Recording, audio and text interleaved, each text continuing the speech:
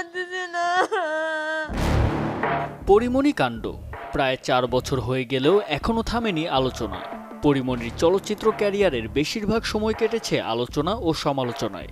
তবে সিনেমা নিয়ে নয়, বরং পরীর ব্যক্তিগত জীবন নিয়েই হয়েছে যত জল্পনা কল্পনা।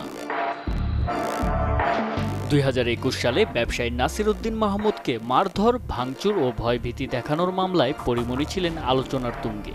সর্বশেষ মঙ্গলবার বেলা 11:30টার দিকে আদালতে আত্মসমর্পণ করলে জামিন পান পরিমণি। কিন্তু তার এই জামিন নিয়ে সামাজিক যোগাযোগ মাধ্যম কিংবা গণমাধ্যমে আলোচনা যতটা না হচ্ছে, তার চেয়ে বেশি চর্চা হচ্ছে তার সাথে সম্পর্কে জড়িয়ে চাকরি হারাতে যাওয়া সাবেক এডিসি সাকলায়েনকে নিয়ে। পরিমণির সঙ্গে অবৈধ সম্পর্ক চলাকালে এডিসি গোলাম সাকলায়েন শিথিল ঢাকা মেট্রোপলিটন পুলিশের গোয়েন্দা বিভাগের গুলশান শাখার অতিরিক্ত পুলিশ সুপারের দায়িত্বে ছিলেন। তখন পরিমণির মামলার তদন্ত করছিলেন তিনি। এমনই সময়ে সামাজিক যোগাযোগ মাধ্যমে ছড়িয়ে পড়ে সাকলায়েন ও পরীর জন্মদিন উদযাপনের একটি ভিডিও, যা জন্ম দেয় ব্যাপক সমালোচনার। পরিকাণ্ডে আলোচনা শুরুর পর প্রথমে সাকলায়েনকে ডিবি থেকে সরিয়ে মিরপুরের পাবলিক অর্ডার ম্যানেজমেন্টে সংযুক্ত করা হয়েছিল। পরে সেখান থেকে তাকে ঝিনাইদহ ইন সার্ভিস ট্রেনিং সেন্টারে বদলি করা হয়। এবার পরিকাণ্ডে বাধ্যতামূলক অবসরে পাঠানো হলো সেই সাকলায়েনকে। 13 জুন স্বরাষ্ট্র মন্ত্রণালয়ের শৃঙ্খলা 2 শাখা থেকে উপসচিব রোকেয়া পারভিন জুই স্বাক্ষরিত এক আদেশে গোলাম সাকলায়েনকে গুরুদণ্ড হিসেবে চাকরি থেকে বাধ্যতামূলক অবসর প্রদান পরামর্শের জন্য নির্দেশক্রমে অনুরোধ জানানো হয়। ওই আদেশে বলা হয়, ঢাকা মেট্রোপলিটন গোয়েন্দা গুলশান বিভাগের এডিসি থাকাকালে অভিনেত্রী পরিমণির সাথে পরিচয় ও যোগাযোগ শুরু হয় গোলাম সাকলায়েনের।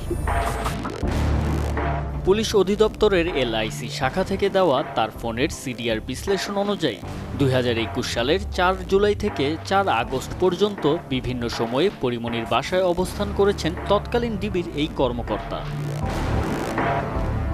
সাকলায়েনের চাকরি হারানো নিয়ে কথা বলেছেন পরী। তার মতে, সাকলায়েন ব্যক্তিগত আক্রোশের মধ্যে পড়েছেন। নিজের ও পুলিশ কর্মকর্তার মধ্যকার সম্পর্ক নিয়েও ধোঁয়াশা রেখেছেন এই অভিনেত্রী। নিজেদের সম্পর্ক নিয়ে পরী বলেন, এটা একজনের ব্যাপার না, দুজনের পক্ষ থেকেই এর সম্মতি আসে। আমরা প্রেমে ছিলাম নাকি কি করেছি কোনো কিছুই তো পরিষ্কার নয়। 2021 সালের 9 জুন রাতে সাভার থানার ঢাকা বোট ক্লাবে ধর্ষণ ও হত্যা চেষ্টার অভিযোগে 14 জুন ব্যবসায়ী নাসির উদ্দিন মাহমুদের বিরুদ্ধে মামলা করেছিলেন নায়িকা পরিমণি। সেই মামলার তদন্ত তদারক কর্মকর্তা ছিলেন সাকলায়েন।